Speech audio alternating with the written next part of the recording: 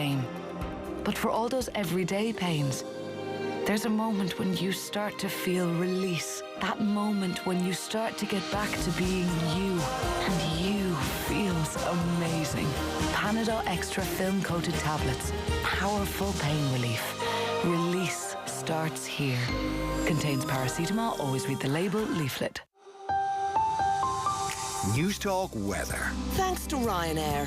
There's no place like a Christmas market with Ryanair's ho-ho-ho fares to Budapest, Prague or Vienna. Cold tonight with a mix of dry spells and some scattered showers, lows of 1 to 4 degrees. And now you're up to date on Newstalk. The Newsround on Off the Ball.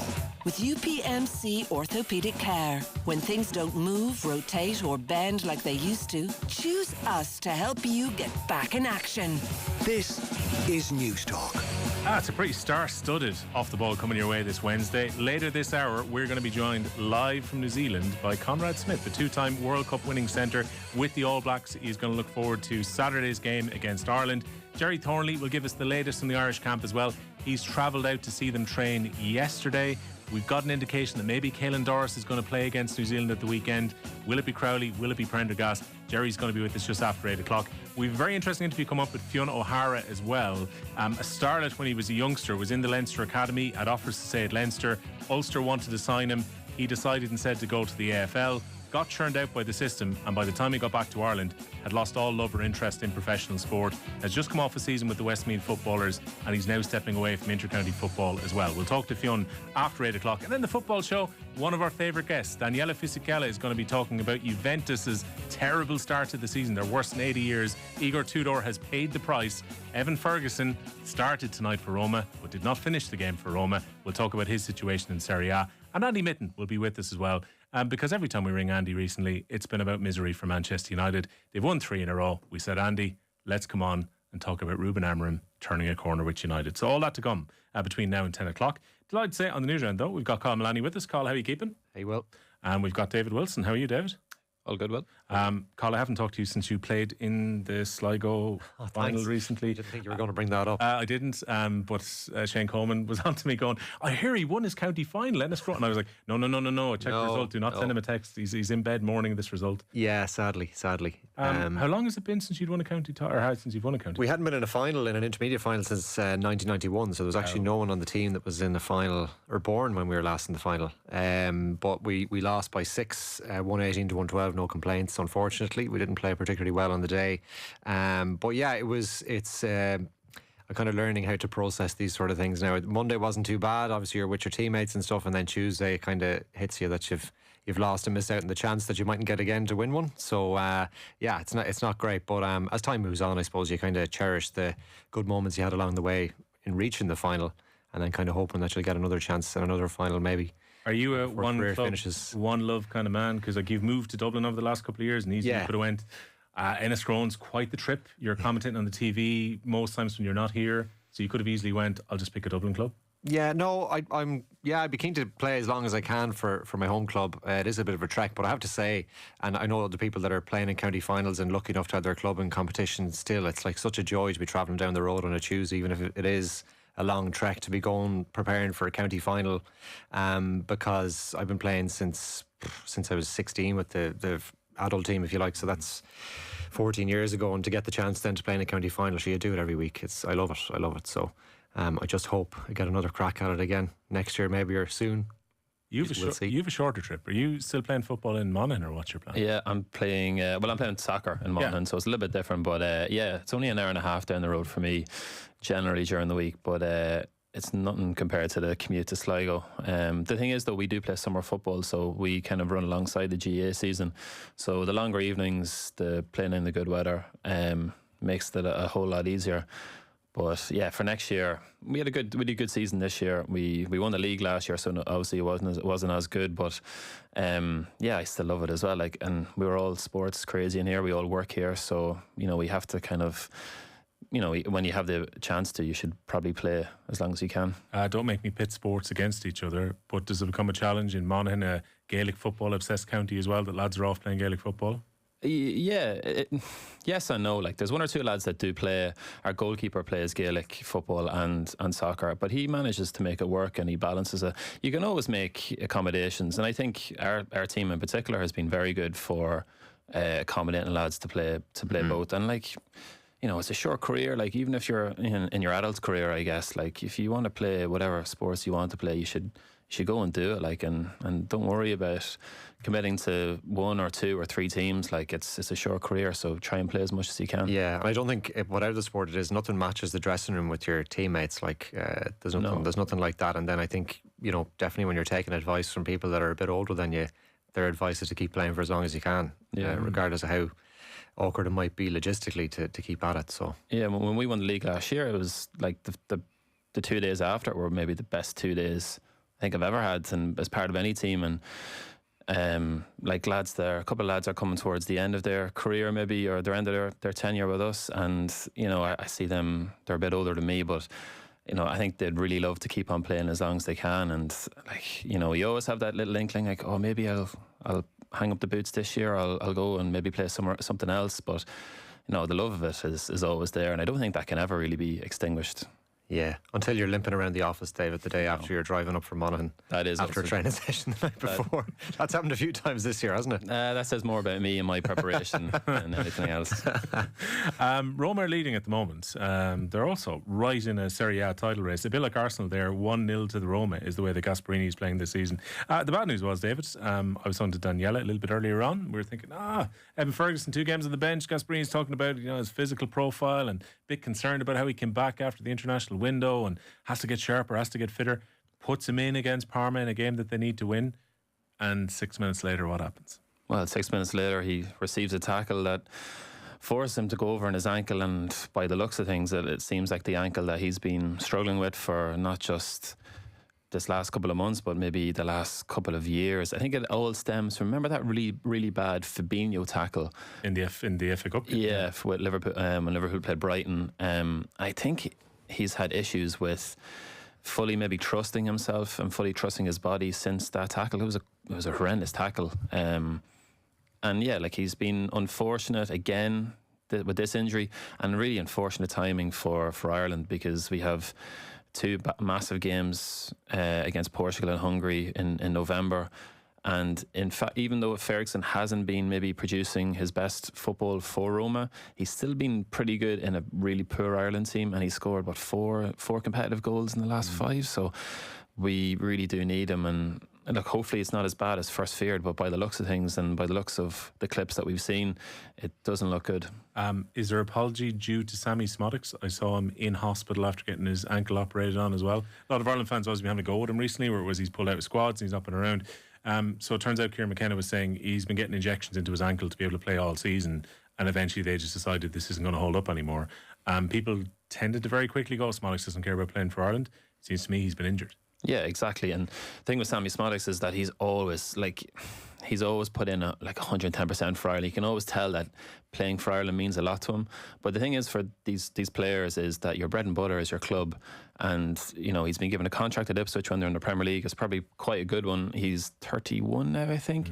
So he's probably heading towards 32. And I think he's, you know, he unfortunately, you have, as a sports person, you probably have to be a bit selfish from time to time. And the fact that he's maybe putting Ipswich ahead of Ireland at the minute, okay, maybe for an Ireland fan's point of view isn't the best thing, but from a personal point of view, that he has to do that, because Ipswich will be there a lot longer than his Ireland career, or his club career will be there a lot longer than his international career. No, for sure. The Newsround is brought to you by UPMC Sports Surgery Clinic. When things don't move, rotate or bend like they used to, choose us to help you get back into action. If you would like to get in touch, by the way, our text line is 087 9180 180, or you can send a traditional SMS message to 53106, or why not just stick a comment in the live chat in the YouTube. Let us kick things off with football then. This, to me, Cathal, seems like a game no more so than you're a bit younger than us. Well, 2 years younger than me. Ireland versus Egypt, where you just play out a 0-0. If I'm Shamrock Rovers and Galway United, I'm John Caulfield. I walk up before the game and I go, Stephen Bradley, you know what? A draw gives you the title. A draw is going to keep us in the Premier Division. why don't we just go home happy?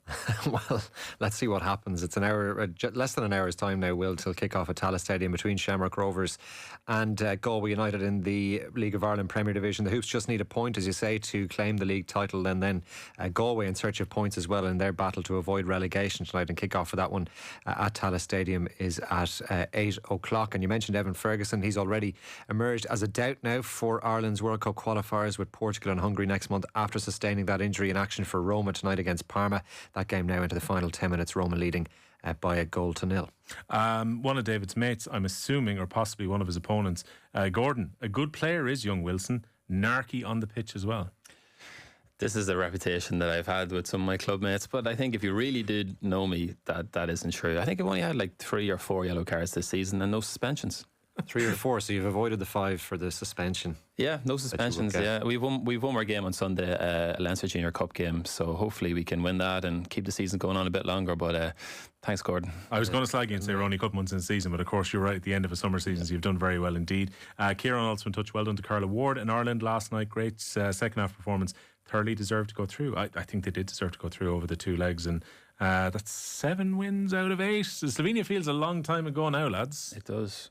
She's done a good job, in fairness. Yeah, I mean, it is a transition period, you could say, but and we'll talk about it in a little bit, but that win last night is massive in terms of obviously getting back to League A and the World Cup picture then down the line as well. Is, you know, that's very significant to get a playoff for the 2027 tournament. So it's a huge result. And the second half was actually very enjoyable, even though Ireland were behind and it was becoming increasingly frantic as they were looking for that late goal. But the manner in which they played, and they kind of threw caution to the wind, didn't they? And managed to find a way through. Not for the first time in the studio, I was proven totally wrong. I was saying to the guys at half time, I was like, what I would do after going 2-0 down, shore it up, make sure that Wales don't score again. And yet Ireland kind of took the game in the front foot second half, then brought on Abbie Larkin. They could easily have decided to just get to extra time, but they kept pushing for a goal. Yeah, exactly. And I think I saw a tweet from Aaron McCarthy last night. I thought he was absolutely dead right.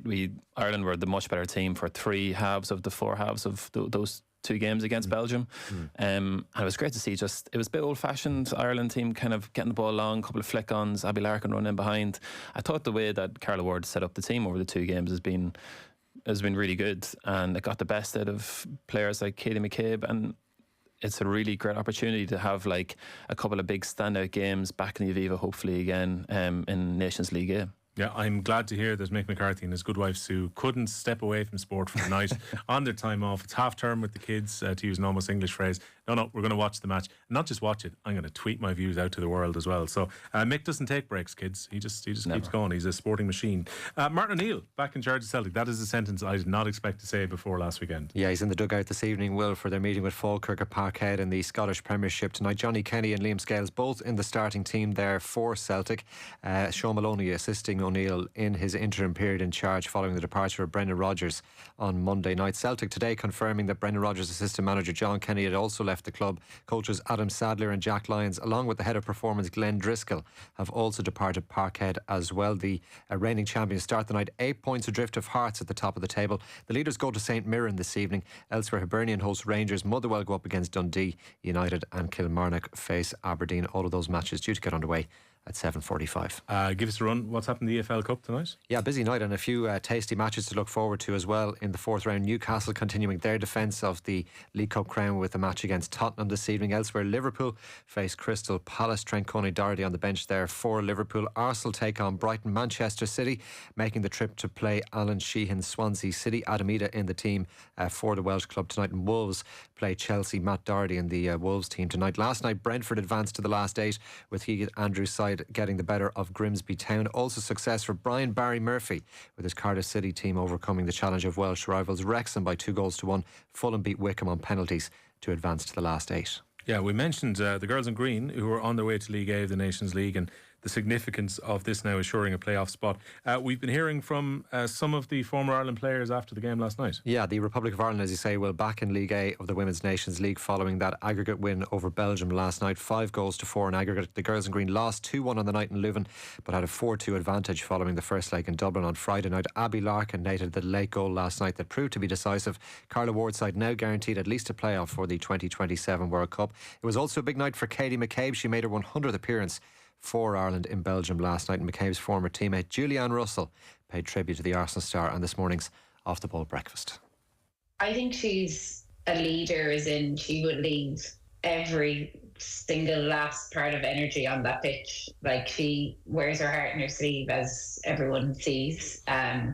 She's feisty, she's passionate, and she'll never pull out of a tackle. She will give out to you if you're doing things wrong, but like, that's what needs to be done, and I love that. Like, she just wants to win, and she wants the best for the team. Yeah, 100 caps, David, at a reasonably young age. She says afterwards they want to get out of the comfort zone. So naturally the conclusion is League A was sticky last time round. But Katie McCabe reckons there's nothing to be really gained from staying in League B, playing against teams who are either like slightly below or around your level, that if Ireland are going to progress and maybe qualify for the next World Cup, they won't actually be in League A. Yeah, I think you can only improve really by taking on teams that are better than you. If you're beating or even struggling against teams in League B, it's also not good for the development of the team. It's also not good for the confidence of the team. I think that 3-1 win down in Páirc Uí Chaoimh against France a couple of years ago did kind of bring on some of those players as well. Carla Ward, it's a free hit as well for Carla Ward and the team, because they're going to be against like the likes of the best teams in Europe: France, Netherlands, Spain, maybe England. So it's kind of like a shot to nothing. You're going to develop your team. Okay, you might ship a couple of beatings here and there, but as long as you're not getting beaten too badly, then I think it's only a positive to be playing in Nations League A. And as well, it just if you want to go and qualify for Brazil 2027, like being in Nations League A is much better for your chance of a playoff than being in Nations League B. Yeah, we've learned this through the Men's Nations League. If you either want to just tank enough so that you can get out of the divisions as a winner, or you want to be as high as possible to get your seeding as high as possible. Exactly. B has not been a good place for us in the Men's League, so let's get as far up the ladder as we possibly can. Also, Carla Ward was saying afterwards, kind of had to correct herself quickly, went, England, Wembley, that's what I want in the qualifiers when the draw takes place on Friday week, and then probably quickly realised it was Norwich last time when we went over to play there. She went, maybe it'd be Pride Park, but still, give us England. Yeah. So she wants to play against her own country. Rory Best has a new role. Yeah, he's back at Ulster Rugby, set to return to the province as general manager. The former Ireland and Ulster captain replaces Bryn Cunningham, who announced he was stepping down in September. Best retired from playing after the 2019 World Cup, and in his new role, Rory Best will oversee professional rugby operations, player development and performance pathways for the province. The great Conrad Smith's going to be with us around about 7:30 to give us the New Zealand perspective. Early hours, of course, there when he joins us in a few minutes' time. And Jerry Thornley is he's on the streets of Chicago at the moment. He's going to be with us just after 8 o'clock. He was out with the Irish camp yesterday, where Paul O'Connell was talking, Carl, and he gave a pretty upbeat update on Caelan Doris. Yeah, he's confirmed that Caelan Doris is fully fit for Saturday's meeting with New Zealand in Chicago. The Leinster back row is on the way back from a shoulder injury sustained in May, but he has been training in preparation for this weekend's match at Soldier Field and looks ready to go. Ireland are preparing to face an All Black side that has been busy with Rugby Championship action in recent months, and O'Connell says it'll be a challenge for the Irish players to get up to the level of intensity that will be required this weekend. Yeah, well, it's definitely a challenge, and that's why we're over a little bit early. It allowed us to, I suppose, get over the jet lag, or get over most of the jet lag, and have two very good, very kind of fast training sessions with a good bit of contact in them, and get lads up to speed. And it's certainly a challenge. It's certainly a challenge, but I suppose the sessions we've put in are designed to help the guys on that journey. Are you a November Internationals aficionado? Yeah, I am, yeah. Certainly from over the years, I think it was always a staple of the calendar. And I think probably the way that sport in general has gone, we've got so much more sport that maybe we were used to on television when we were younger, that maybe it doesn't hold the same appeal, and it's quite a congested calendar with the amount of club fixtures that we have now, and then the Lions in the summertime as well. But yeah, they were always an interesting watch back in the day, and Ireland had some really big wins in the autumn internationals that tended to pique your enthusiasm for the Six Nations, which would ultimately follow with some disappointment. So Richie McCormick, when he was working the Rugby Daily, became more of a rugby fan. Are you starting to convert? To be honest, no. Right. But I do like the November internationals, but I just in the grand scheme of things, like, Ireland can win the game on Saturday and it'll be great, and we'll have a really good conversation about it next week, and it's nice to always get one up against the traditional best team in the world, but you got to be peaking for 2027 in Australia. Not only is David our new podcast star, but he's the most honest podcast star you're going to get around. He's going to record at least 15 rugby podcasts over the next couple of weeks. Is Rugby Daily available for today? Rugby Daily is available for today, voiced by the wonderful Cathal Mulraney. So thank you. Get into your earbuds now. The tag team were here just before they did the Newsround. They put that together. So this is a big week of it, and over the next few weeks we're going to have Susanna Mullen and also Dara Smith-Naughton who are going to be providing rugby content on our social media, which you can keep an eye on. I think starting with tomorrow when the team is named to play against New Zealand. And I should also mention the great Brian O'Driscoll is going to be here with Owen tomorrow to break down that Irish team to face New Zealand in Chicago. And indeed, I believe we're getting the New Zealand team in the early hours of tomorrow morning ahead of that game at Soldier Field as well. The Ireland 20s have stepped up their preparations as well, Cathal? Yeah, they've announced news today of a meeting with South Africa next month. Andrew Brennan's side will entertain the Springboks at Virgin Media Park in Cork, where kick-off will be at 7:30 on Friday, November the 14th. That match will serve as preparation for Ireland ahead of their Six Nations campaign in the spring. That'll begin away to France in early February. Very unusual to have a challenge game between teams from different hemispheres ahead of a major tournament as well. I did not expect this next story, but then again, nothing from Spain surprises me. So Real Madrid have decided, UEFA, you ruined our plans for the Super League, and I'm going to take you to court. Yeah, they say that they'll seek substantial damages from UEFA after their participation in the proposed European Super League was stopped in 2021. A Spanish court has dismissed an appeal by football authorities, including Europe's governing body, which tried to put a block on Real's legal claim. UEFA changed its rules in 2022 to tighten legislation around cross-border leagues. I don't know, David, I'm a bit surprised by this. I thought all the teams involved to kind of had a slice of humble pie eventually. Madrid and Barcelona were the only two really left. Juventus eventually broke away, cost their owners basically control the club. I thought they kind of went, Super League never happened.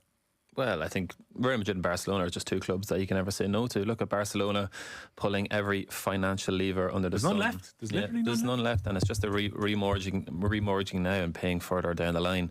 I hope that these things will eventually catch up with both of those clubs. I saw Luke Littler on social media earlier on, right? So give us the story, Col. He basically didn't make it into the last leg of the Players' Championship. He was still through to the final. Why didn't he make it in? He didn't make it in because of bad traffic in Wigan earlier on today. The 18-year-old arrived after the 11 a.m. registration time for players due to congestion on the roads approaching the Robin Park Leisure Centre. Little then couldn't take part. He was replaced by Charlie Manby, who's ranked at 174th in the PDC Order of Merit. And actually there was Irish interest in the final of that today because Willie O'Connor made his way through to the decider, but he was beaten by Chris Dobie by 8 legs to 6 this evening. So Luke Littler's caption was, I believe, what most students on their midterm break have said this week, which is, Grant, I'm going back to bed. Yeah. That was exactly what Littler said. So he's his own car now at this stage. You know, he's 18, his own management, his own car. Decided, right, screw it, this traffic isn't great, I'm going back. Who replaces me? Don't care. I'm already gone through. So that is the world champion, Luke Littler. Colin's going to keep up to speed on the news headlines across the evening on News Talk. David, thanks a million for joining us. Rugby Daily is worth the lads' work, so go and have a listen to it for free in the OTB Rugby stream. We'll be talking more rugby with Conrad Smith in a minute, but first of all, let's take a look at the cash machine. News Talk's Cash Machine. Now, after a huge winner last Friday, the cash machine has been reloaded for this week with another record prize amount. The number that you need to know is €262,000 exactly.